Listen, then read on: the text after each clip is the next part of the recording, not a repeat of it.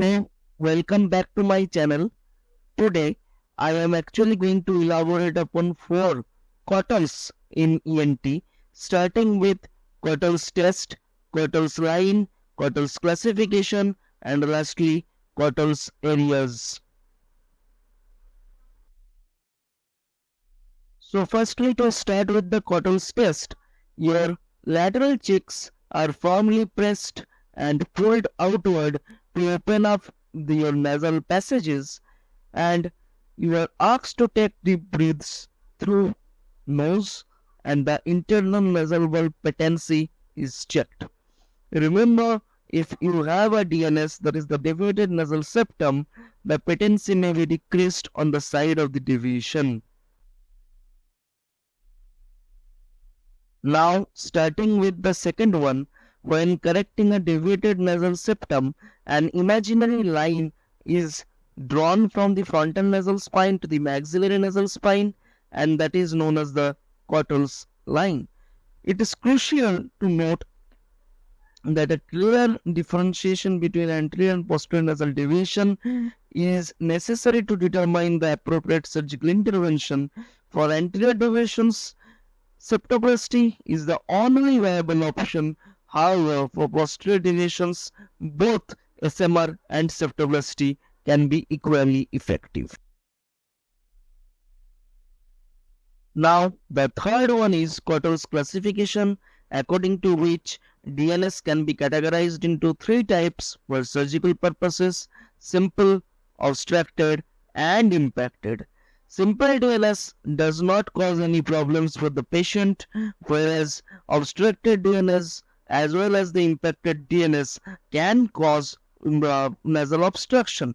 But in the case of obstructed DNS, it can be relieved with the use of decongestants, whereas impacted DNS does not get relieved by using decongestants. Starting with the last COTTLE'S, which refers to the COTTLE'S areas of the nasal septum and internal nasal valve region, which are comprised of 5 distinct areas. These include caudal septum, which is the nostril region, as the area 1, the internal nasal valve as area 2, high mid septum, which is the area underneath the bony and cartilaginous vault, also known as the attic, as area 3, whereas the low mid septum, that is the anterior part of the nasal cavity including the heads of the turbinates and the infundibulum, as area 4, and posterior nasal septum as area 5. Now, in this video only, I am actually going to discuss on a bonus slide on the severity of DNS, which must be accurately assessed to plan the appropriate treatment. The degree of deviation from the midline nasal septum is graded from 0 to 4. Grade 0 means no deviation with a midline nasal septum. Grade 1, where the patient is having only a minimal asymptomatic DNS. Grade 2 is DNS with less than 50% lateralization.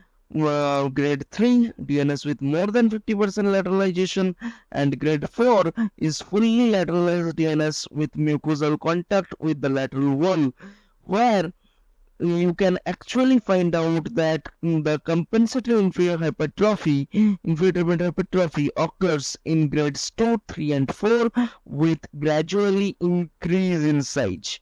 So, on the opposite side of the deviation. So, that's all for today. Thank you very much for patiently listening. See you in the next informative educational video on some other ENT topic. Thank you.